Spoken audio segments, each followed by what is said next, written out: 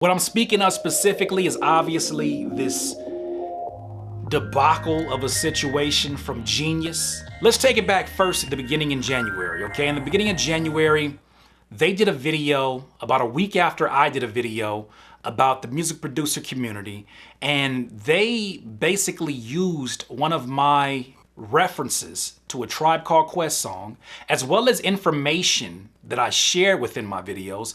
They used it without crediting your mans. I saw that and I mentioned it in one of my Curspiration videos, and I said, you know, I see you, Genius, and it was lame for you to do that. And I put the video out, and somebody put it up there and was like, I can't believe Genius, you know, stole Curtis King's reference. And then somebody, not somebody, but Genius turned around and unfollowed me. I thought we had a good relationship. I did a behind the video. I sound like YG right now, behind the scenes of me producing an Ab-Soul song called Tree of Life. And I did it exclusively for their particular annotations on their lyric website. And so they've been blown up the last few years, and their brand has expanded. Like I said, they're associated with Complex, so obviously that big publication gives them a larger audience to service, and they've done some work for themselves as well. Here's the problem though. So they unfollowed me. That's not a big problem, whatever. Every day somebody get unfollowed B. I'm from New York. That's not the problem. The problem came when they tried to, I guess in their own way, rectify or change the problem, right? So they put up another video that basically covered the topic of how type beat producers are basically changing hip hop forever, okay? And this video was problematic from the jump. It was terribly researched, if researched at all. It seemed like they watched a few videos and was like, yup, this term type beats is getting about 90,000 searches a month. This is how any publication, from Genius to Hip Hop DX to Complex, if you look at the titles are specifically, there's a specific order to these titles. There's a reason why the artist name is closer to the beginning of the title, because it gives that video more SEO power. That's why you see things like, 21 Savage reaction video, because 21 Savage is the first word in that particular title. That's a whole nother topic in itself. But so they make a video using type beats as sort of their focus. It's about a 3-minute video, and you can go check it out on your own. I'm not gonna put any links to it here. We don't promote that. But they put this video up, and from the jump, it became an issue because they are basically presenting, or they tried to paint the picture of a music producer who is unoriginal, who is basically chasing other people's sounds. They basically tried to make the online producer community out to be folks who are desperately trying to make it in the music business and will try it and will stop at nothing to get their name out there. It was just, I think the first reference they used was like, I think they showed a computer screen of somebody typing in Drake type God's Plan type beat or something like that. And from the jump, it was problematic. So then they paint this picture that is inaccurate of the music producer, not acknowledging the fact that this whole type beats controversy, which it should have never been a controversy if somebody explained it the way that we're explaining it today, and that we are no different. As music producers, if you didn't understand why people use the type beats, here's the thing about it. Type beats is literally a way for your business, your beat selling business, to leverage the traffic of other influencers or high ranking search terms, SEO terms, high-ranking ones, highly searched terms, to basically leverage that traffic to bring traffic to your website. What those producers do, and what I do too, I do the same thing. What we do is no different than what these blogs do. That's business 101 for them. Yet when producers use it, it's them desperately trying to get into the music business.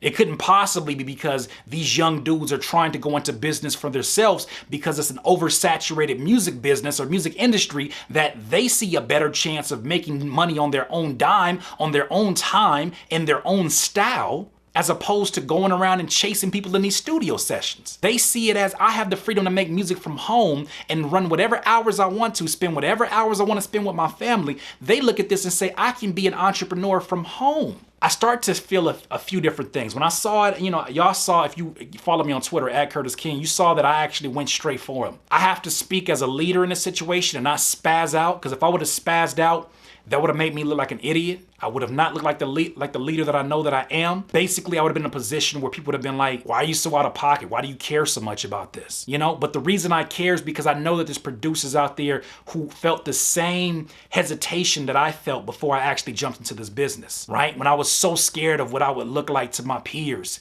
right? To the folks that I was in the studio sessions with, from the Willie B's and the Sound Waves, and, you know, even when I was with the League of Stars for a second, I was so scared of what it would look like for me to be selling my beats for $30 when they're trying to basically shop my records out and hopefully get a placement that lands me 7 or 8 G's, right? And now when I look back in retrospect, I understood the fear that I felt, but I feel so ridiculous now, because if you were to see the flip side of it, if you were to see where things are at now, you would be like, Curtis, why didn't you do it earlier? I didn't enjoy late night studio sessions with folks that, you know, making music that I didn't know when it was coming out, making music that I didn't necessarily 100% stand behind or like, and I really didn't have any leverage or power in the room to say no.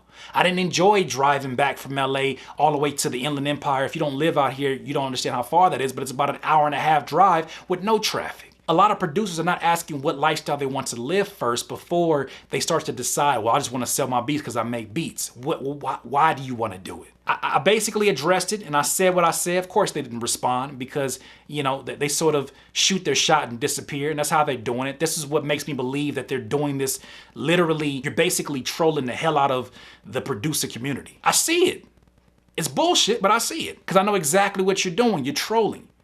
The fact that now I have given 2 videos. You know, one video I did an interview with DJ Payne, another one I did a live video because while Genius was over there dropping the fucking ball, Complex Magazine, you know, shout out to Sean of Complex Music. He wrote a genius, a brilliant, a well-balanced, well-researched article in which he actually interviewed me, and he interviewed Abe from BeatStars. He interviewed Superstar O. He interviewed all these folks, and then he gave you a balanced point of view. He even interviewed Jay Hatch from iStandard, where their business is more so focused on getting producers placements. But he got a balanced point of view. That's what you're supposed to do when you're a journalist. I'm not even a journalist, and I understand that. They're not concerned about Curtis King because they even used after they made this negative visual of what the producer is, they used a video from out of context for one of my perspirations and then credited me like some smartasses, credited me and turned around and had me defend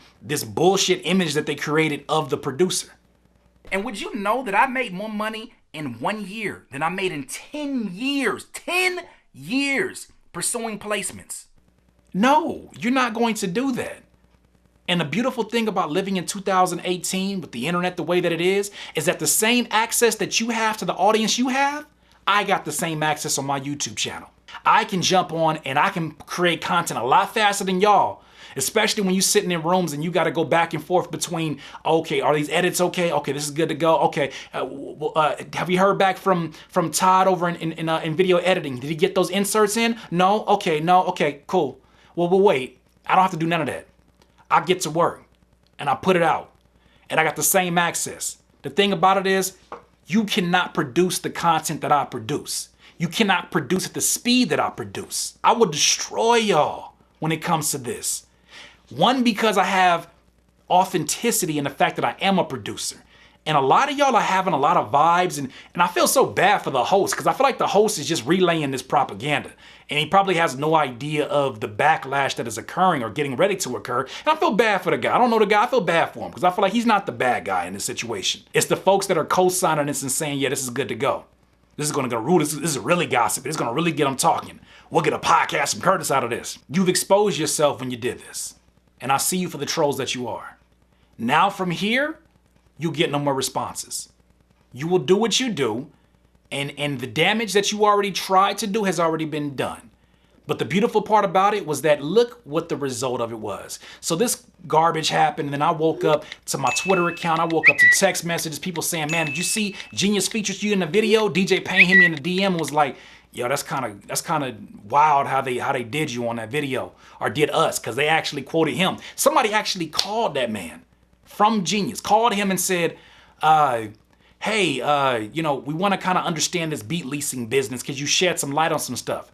He said they talked for about 20 minutes, and the one thing that they took from that 20-minute conversation was a little bit that they chopped up and put in the video. That's bull. That's not journalism. Come on now.